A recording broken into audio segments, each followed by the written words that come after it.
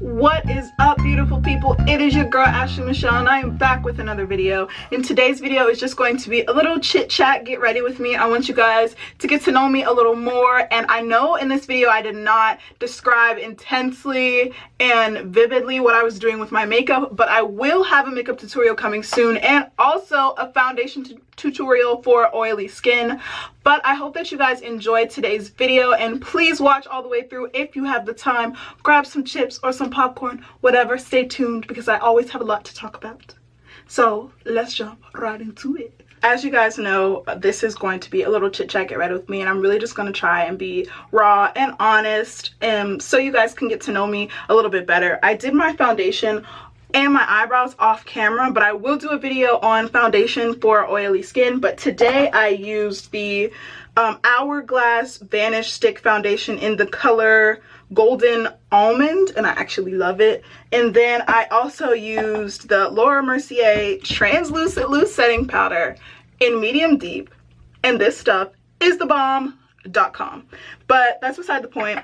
So anyways, let me get right into today's video. So growing up, I grew up in a predominantly white area. I was the only black girl in my class from about kindergarten to senior year of high school. Oh, by the way, this is the Nubian palette by Juvia's Place, and I actually love it. But so in middle school, I really struggled with my self-image, and I really wanted to be white so bad. And I was like confused because I was like, oh, why aren't the guys liking me? Why am I having a harder time making friends? And I just didn't like my skin color because the only thing that I was around and the only thing I saw as pretty were white girls with really long, silky, straight hair and really small frames. And that's just not what I had. And my mom always told me I was beautiful, like always. She still tells me to this day, but I just didn't know it for myself. And in the 8th grade, I had the opportunity of going to a performing arts school where I majored in dance. Little dance plug there. But it was just so diverse, and it was so amazing to me to see a bunch of people who just loved each other and loved themselves, no matter what their background was, no matter what their financial situation was, no matter what their ethnicity was. And I had just really never been in an environment like that before. So obviously I was shook. Here's the Tartelette in Bloom palette. And it just really created this fire within me where I was like, oh my gosh, I love myself. I'm so pro-black. I'm so glad to be who I am. And it's just not anything that I had before.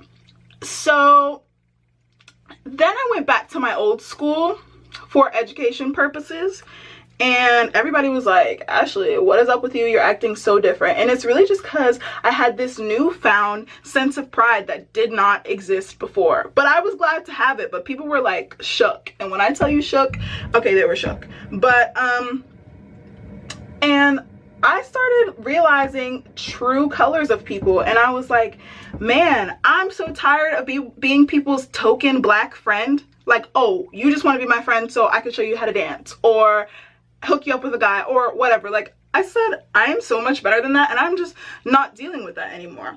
But that was honestly a struggle for me. Like I really struggled with having friends in high school because I felt left out. I felt like alone, and I felt so different than my peers, and sometimes it would just make me really sad. But it gave me a motivation, and I knew that I wanted to go to an HBCU so that I could be around people that looked like me, who were striving towards the same things that I was. So when I decided to go to NCAT, Aggie Pride, you know, I always will put that in my videos, but it still wasn't easy. And if any of you guys go through a similar situation as me, you've been through the whole too black for the white kids, too white for the black kids. So it's like, all right, I'm around white people, I don't feel like I fit in, and I'm around black people, I don't feel like I fit in. So when I first got to A&T, my new friends were like, you talk so weird, like why do you talk so different? You pronounce every syllable in every word. And I'm just like, isn't that what you're supposed to do? And then the hated comment came of, you talk so white. I absolutely hate that, and I think that that is so ignorant, and that is actually so insulting to black people, because it's like saying, oh, just because I speak properly means that I talk white. Black people can talk like they have an education just as well as white people can. And I don't know where that idea came from, but I absolutely hate it. And it is so insulting to me for people to say that, because I'm just like, no, I talk like I have an education. And so then I told my friends, I was like, you're not gonna keep saying that to me because I actually hate that. So let's try again. And I think I was still a little bit concerned that it was gonna be hard for me to fit in at this school, even though people look like me. But luckily I found a group of friends who is really welcoming, and overall A&T is like super welcoming. I think it was my own nervousness that had hit me with the situation, but that's okay. And I guess when people say that to me, it was so insulting because growing up, people would be like, oh my god, you're such a coconut, brown on the outside, white on the inside. I'll never forget when a girl said that to me. That is so freaking rude. Like, I am still mad about that. But it's okay though. It's okay. It's okay. And then, you know, the Oreo, the double stuffed Oreo, I was just like, dang. Like, that's how y'all feel about me? So I guess when people said it to me at school, in college, I was just like, okay, seriously, Ashley, what is the problem? But eventually, I got over it. People stopped saying it. I honestly think that my current boyfriend is the only person who didn't say that to me when I first met him. Like, everyone was saying that to me at A&T, and I was just like, okay, like, I am so over this. But the people were cool, so it was like I wanted to be around them. I just hated that that was the first thought that they had of me, and I was just like, come on. This is the Modern Renaissance palette by Anastasia. So yeah, but basically I found my page. Yeah, I'm going back in the Tarla in Bloom palette with this dark color. It's called Activist.